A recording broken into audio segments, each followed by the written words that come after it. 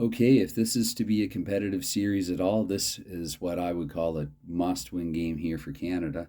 The Soviet Union has taken a commanding 3-1 lead in my replay of the 1972 Summit Series so far. And so they're up 3 games to 1. Headed to the Luzhniki Ice Palace, I hope I pronounced that correctly, in Moscow, where I believe actually all 4 games in the Soviet Union were played for this series.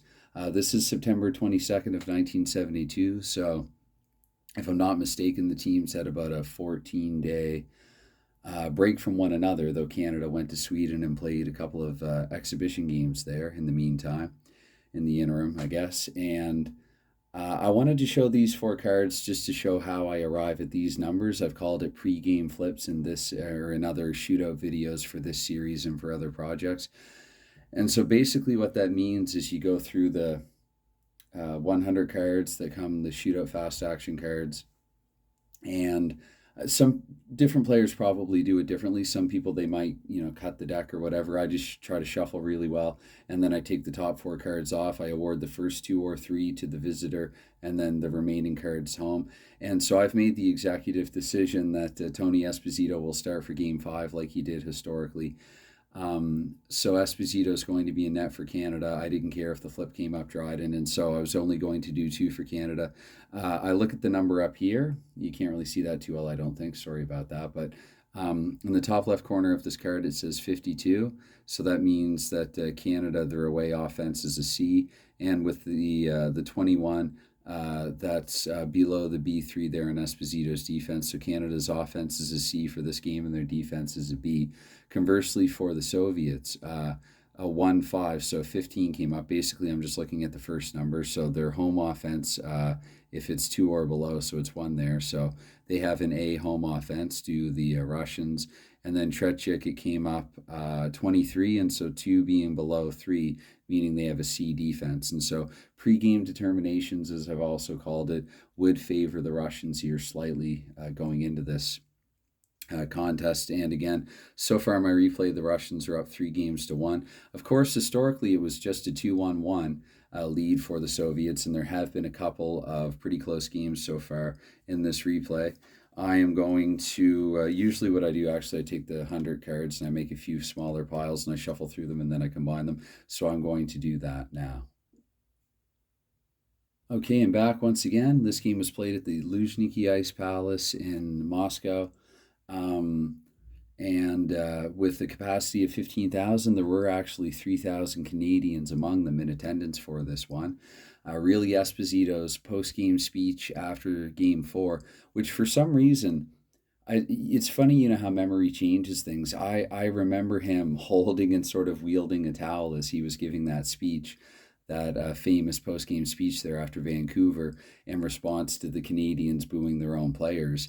And I went and watched that after replaying Game 4 here, and I didn't see a towel. So I don't know, maybe what I'm thinking of, maybe there's a little interference there. I know that the TV show, the sitcom Corner Gas, the Canadian sitcom, they did a reenactment actually of that series, except it was the Brent and Lacey characters playing table hockey and doing like a best of 8 or whatever. And so maybe there's a little more modern interference there with that. Anyway, with that said, again, 3,000 Canadians here in attendance. Post Esposito speech, the Canadians have received plenty of telegraphs and other, notes of support in various ways, I would think, from Canada, really, for lack of a better way of putting it. And so the series sort of took a different tone from here. I think this is when Canada began to take the Soviets seriously.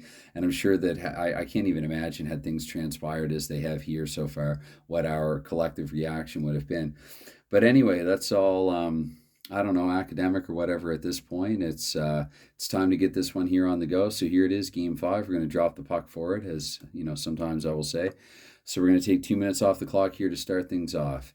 And in the first couple of minutes, it's going to be a scoring chance immediately for the Soviet Union.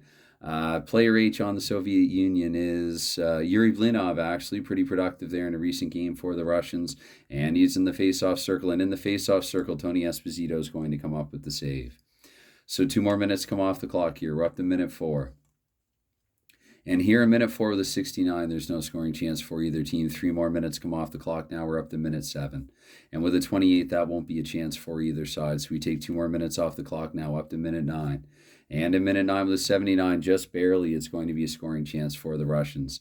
Player C on the Russians is Valery Kharlamov. Valery Kharlamov has it at the blue line, and he's unable to score from there, so we flip on. 2 more minutes come off the clock now. We're up to minute 11.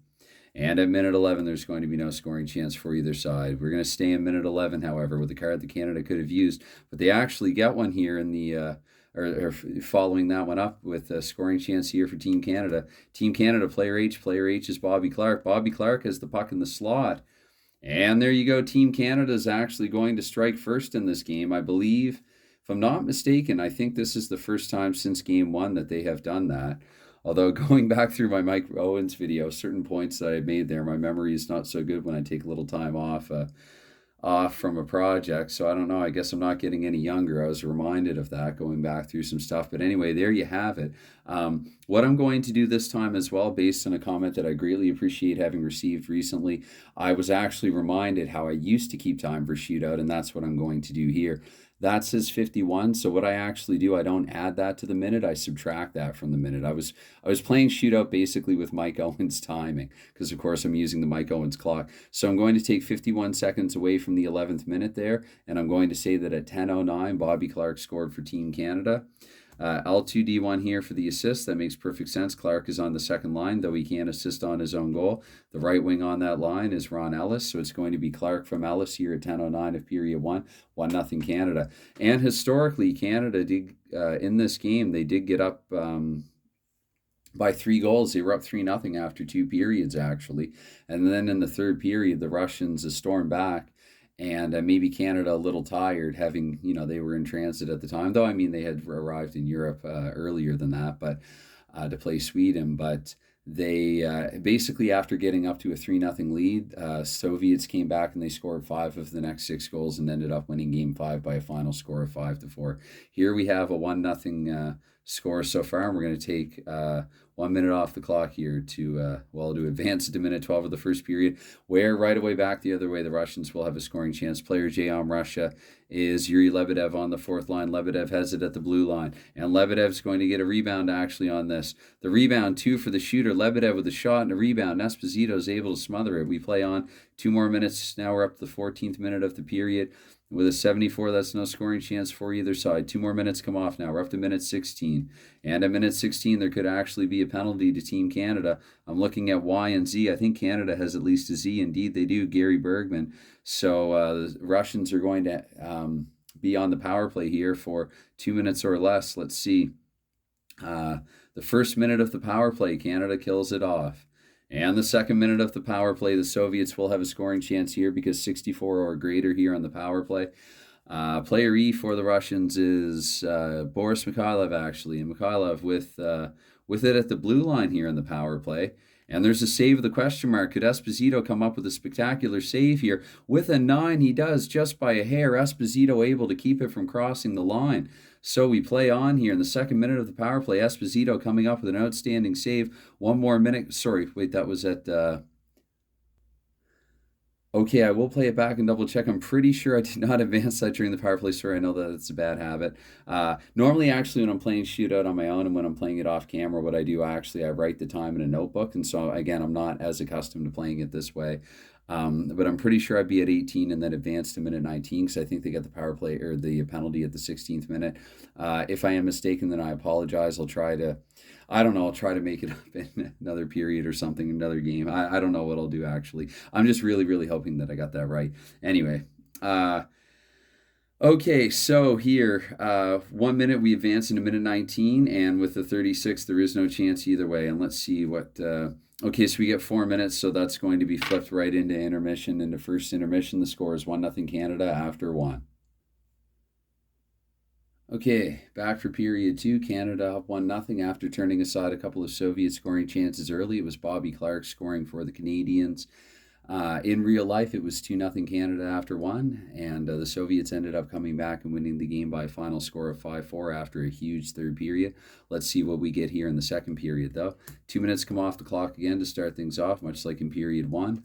And with a 25, that's going to be no chance either way. One more minute comes off the clock now. We're up to minute 3. And in minute 3, it is going to be scoring chance actually for the Canadians. Player B on Team Canada, that's Phil Esposito. Esposito has it in the face-off circle and he scores. So we have a 2-0 lead here for Team Canada. I'm trying to think the last time Canada was up, that they had a multiple goal lead in this series. I'll take the time off this one actually, so I'll subtract 32 seconds from 3 minutes. I'll say at 2:28 of period 2, it was Phil Esposito, and I flipped for assist there, L1, D1 appropriately. Esposito, like Clark on line 2, Esposito can't assist on his own goal on line 1, but line comes up for the second assist flip. So that's going to be Esposito from Parise and Yvon Cornway here at 2:28 of the second period, and it's 2-0 Team Canada. We flip on. Actually, we stay in the same minute here. And there could be a penalty, actually, to Team Canada. Penalty WY2 this time I'm looking at. I see some W's. So once again, for the second consecutive time here, the Soviets are going to go on the power play. I have to try to advance time this time. Okay, so in the first minute of 5-on-4, we're going to have a scoring opportunity right away for the Russians here. A chance to get back in this game, or chance to get in it for that matter. And player D on the power play, that's Shadrin for Team Russia. And he has it here in the slot on the power play, and that's going to be a goal. Yeah, it was pretty mathematic at that point. Shadrin with it in the slot. So there you go. Canada, that 2-goal lead was very short-lived, and the Soviets not needing the full 2 minutes here to score on the power play. So I'm just going to flip for time here. We go up to minute 7 of the second period, 2-1. Sorry, I didn't flip for assist, did I? Okay. I'm going to do that now. Apologies. Wow, I get a little ahead of myself here. I don't know, something about this this series has a weight to it that even though I'm just flipping cards here at a desk, if I'm being quite honest, it doesn't always feel exactly like that, for lack of a better way of putting it. I did say, so let me see those. Player D, power play slot goal. Yeah, D Shadrin. So yeah, power play slot goal. So this would be the goal card. So I'll take 40 seconds. I'll say at 3:20. So really just barely over or under a minute actually after Canada scored there to go up 2-1. And so I'm looking at assist here now, L2D2, but actually I'm looking at L1D2 and no 6 rating and with the center. So Shadrin, actually, I don't think he would have been unassisted on the power play. I'm going to flip one more, and let's see an R5 and a CR5, though once again, it's Shadrin himself in the center. So you know what? I guess, I don't know who would have, no W players anyway, so maybe Bergman. Maybe the Soviets turned the puck over, but then Shadrin managed to wrest it away, we'll say from Gary Bergman or Brad Park, and nice individual effort there from him. I did say that I was looking at that for assists, though. You only read one result per card. So sometimes I take the time off the goal and or assist card. Anyway, I'm going to use this one to flip ahead here. So up to minute 5, anyone that thought that I might be favoring Canada, that could have been a scoring chance for Canada, but it won't be now. With a 32, that's not going to be a chance for either team. 2 more minutes come off the clock now. We're up to minute 7. Again, just trying to play this one down the middle. Penalty B, home and away. So let's see here. Maybe a bit of a dust them up here. Z3, 5.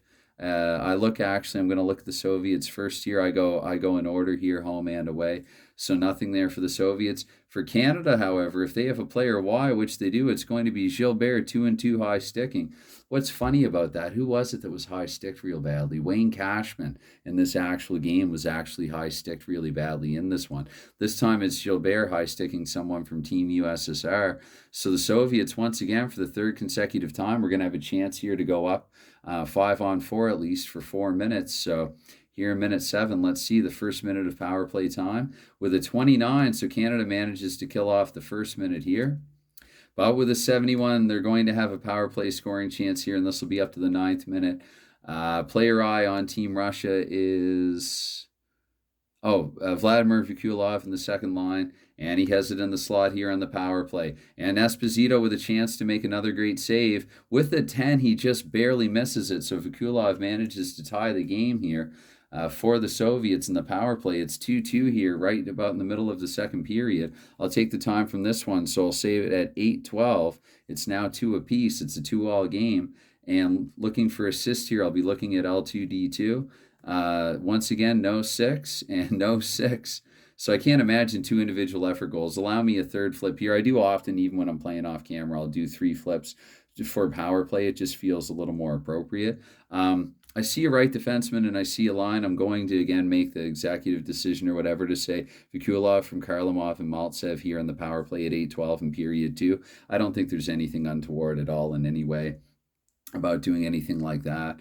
I think I'm being fair here. So anyway, it's a 2-2 game here, just about halfway through. 3 minutes come off the clock now, because once again, well, wait, that would have been in the. Oh no, no, that would be actually because two penalties there with the 2-2.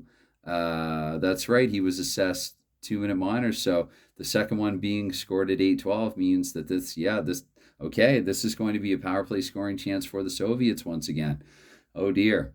Okay, so scoring chance there for player E. Player E on Team Russia. That's going to be Mikhailov again. He's been terrorizing Canada, really. In the slot on the power play where he has a chance to do it some more. And again, Esposito with a chance to make a big save. Dryden was faced with a number of these in game four. And with an 8, Esposito is going to come up with a clutch save, contact with the puck, and he manages to keep it from crossing the line. So, but the Soviets will get one more chance here with the player advantage with an 87. So here in the 11th minute of the second period, once again, this time player C, Valery Karlamov. And Karlamov, he has it in the slot on the power play. Can Esposito withstand another? That's going to be a goal, actually. So Russia's going to go up 3-2 here, just past the halfway point of the contest. Have they scored all three in the power play? Yes, I think so. Okay, so really, penalties really working to Canada's detriment here. I'll take the time off this one. I'll say it was at 10:37. And let's see here. I'm looking at L3D2 this time, so technically L2D2. I did say Karlamov. Or sorry, I did say Mikhailov. So I said, yeah, L3D2. It would be L3D2. So the right wing there, that would be Mikhailov himself. And having hard luck here with the assist and the 6. So once again, I guess I'm just going to flip a third one. Right defenseman and center. Okay, so D2, that would be Gennady. Sorry if I'm pronouncing it incorrectly, but Shaigonov. I do remember actually the calls for Shaigonov. And the centerman there, I'll just use both here. I'll say, so the centerman is, Vladimir Petrov, sorry. For the Russians, there you go. You have a 3-2 hockey game. A lot of cards have been flipped in this period with all of the power plays and whatnot. So, and of course the checking for penalty Bs as well there. Anyway, we're just over halfway through the contest here. One more minute comes off the clock. One number that Canada really could have used. With a 60, that's no scoring chance for either side. So 3 more minutes come off now with a number that the Russians could have used. So it's working both ways here. With the 40, that's no scoring chance either way. One more minute once again. So we're up to 16 now. With a 94, that is going to be a scoring chance for the USSR. Player G this time. Player G is... why am I not seeing G right away? G is... Okay, sorry. G is Zeman there on the top line. And Zeman, he has the puck this time, even strength. So from the blue line, so Tony Esposito and or the Canada defense able to turn that aside. One more minute comes off the clock now up to minute 17. With a 27, that's no scoring chance either way. We go into minute 18 now. And at minute 18, that's going to be once again a chance here. 0-0 acts like a 100 in this one. So once again here, the Soviets, it's going to be player O for the USSR. That's Vikulov once again here with the puck. He has it at the face-off circle, and he scores. So after taking a 2-0 lead here, the Canadians find themselves down by 2, close to the end of period 2, really desperately needing a win in this one because they're already 2 games behind in the series as well. A lot of number 2s there. And let's see here. So 38 seconds I'm going to take away from that time. I'm going to say it's 17:22. And looking for assist here, L1D2. Sorry, so Vikulov's goal, that would be L2D2. Whoops, you almost dropped a card there. And Vikulov is the right wing himself. And the right wing, geez, it's been a grind here. See, again, I think the story that's playing out here is just a lot of I'd say turnovers and takeaways, leading to a lot of individual efforts, several unassisted goals here throughout this series, more than one would normally expect. So here, what did I say? I took, again, it doesn't matter quite as much with the time, but that would be at, let's see here. I think I just went too many cards too far back. No, No, so that's, yeah, 38. So at 17:22 there of the second period. Okay, and one more minute comes off the clock now. And so we're at 18 and something. That's going to be yet another scoring chance for the Soviets. Soviets this time, player X, Alexander Maltsev in the second line. Maltsev has it at the blue line. And Esposito's actually going to be tasked, or maybe it's a kind of a knuckle puck that weaves its way through traffic. And with a 6, Esposito is actually, oh, he's going to make the save. Oh, goodness. See, Dryden would have surrendered that. Okay. So Esposito keeps Canada alive here in the game.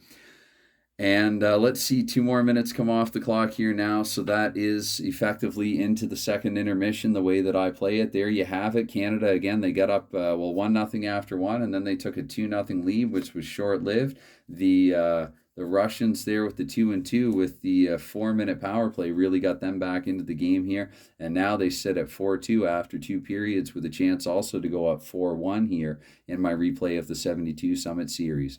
I'll shuffle these and resume. Okay, back for period 3, and to say that Canada's behind the 8 ball here would be an understatement. Let's see what we get here in the final 20. 1 minute comes off the clock here to start things off. And with a 42, that could actually be a penalty here to the Canadians. Some evident frustration mounting. V and Z2. They do have a V, so they will go to the box for a pair. The Soviets, I think, have scored 3 here on the power play, if I'm not mistaken. I haven't written anything down here, just going on memory, which admittedly being a little tense, I could be a little off about that. Sorry if so. So for the next couple of minutes here, it'll be the Soviets up a player. And with a 24, that's actually almost a scoring chance for Team Canada, though not quite. I'll advance a minute here. With a 22 here once again, so Canada, at least they do an effective job there of killing the Soviet power play. And we're going to take 4 more minutes off the clock, though, so they're running out of time here. So that's going to be up to minute 7 there, 3 and 4 being 7. And it's going to be a chance, actually, for the USSR. Let's see here. Player E is Boris Mikhailov. Again, I think Canada's tired of hearing that name. Not even sure I'm pronouncing it correctly. Hope I am. And from the face-off circle, and that's going to be a goal, another goal. So up by 3 here in period 3. Okay, let's see here. I'll say once again, that's at 6:22 of the third period. And I'm looking at L3D2, and a 6, no dice, and another 6, no dice. Goodness, I shuffled these cards as well as I could. 3 more minutes are going to come off the clock here. So now we're up to minute 10 here in the third period. And with the 38, that's no chance either way. Up to minute 12 now in the third period. And with a 95, once again, this is all USSR here. And it's going to be a rare player this time. So what I'm going to do is just look at the next card. Cold goalie. So the way that I interpret that actually is that Esposito, his defense will now move to a C. I'll try to do this on the fly. If Team Canada's defense is at a C, then that's going to mean instead of AB, I'm looking at AC. So that changes to a 76. And that means that this goes to a 61. So once again, as if they needed any help, but I don't actually play out a scoring chance there. I just do the rare play for it. So anyway, we're going to play on here. Not a whole lot of time left. 1 more minute comes off the clock. And with an 83, once again, that's easily going to be a chance here for the USSR. Player N this time. Player M, once again, Mikhailov. Mikhailov this time has it in the slot. And he is just having his way with the Canadians. 6-2. 6-2, we're en route to the second blowout here. And much like in game 4 in Vancouver, and again, it's not just how these cards are shuffled. You have to remember the Russians were on the road here in game 4. So once again, we're having this narrative play out here, despite the cards being, theoretically random or whatever, that it's just Russia's taking over here in period 3. So once again, before I lose track entirely, that'll be at 12:19 here of period 3. And who else here but Boris? Let's see here. L3D1 this time. And his left wing on his line, Yuri Vlinhov. And once again, Vlinhov. So a 1 assist goal there at 12:19. And just all Russia. Okay, 1 more minute comes off the clock, one that Canada could have used here, 14 minutes in. With an 89, lo and behold, it's another scoring chance for the USSR. And player R for the USSR is Vasilyev. Vasilyev, new name here, haven't really had his name come up yet, I don't think. So the right defenseman there in the top pair. Vasilyev, he has it in the slot. And it's going to be 7-2 for the USSR here, kicking things off in Moscow in I don't know, I guess in style, for lack of a better way of putting it here. I'll take 34 seconds from the 14th minute. We'll say here at 13:26. And L1D1, so Vasiliev from Yakashev. Yakashev's actually been a little while since he put, or I think that's his first one this game, I should just say, just to be safe in line. So I'll say, I'll give that one to Lyavkin there, Vasiliev's defensive line mate. So it's Vasiliev from Yakashev and Lyavkin here at 13:26. Sorry if I sound a bit flustered by what's happening before me here. Let's see here. 2 more minutes come off the clock, though. We're up to minute 16. It is just a game, right? And no scoring chance for either side, but we remain in minute 16 once again with a card the Canadians could have used. And there's going to be no scoring chance in the follow-up. Again, this is 3 minutes. Canada's not going to pull their goaltender down by 5. And there could be normally that, if it's just a standard minor in the final minutes, if it's just a standard penalty, I should say, then I don't... I mean, unless the follow-up card is like a penalty B, which it is not. So anyway, I'm content with saying that this game is now done and over with here as it just drifts past the 26th minute of video recording time. I said that Canada had to win this one. So the very fact that they did not, that they lost this one actually by a good country mile. I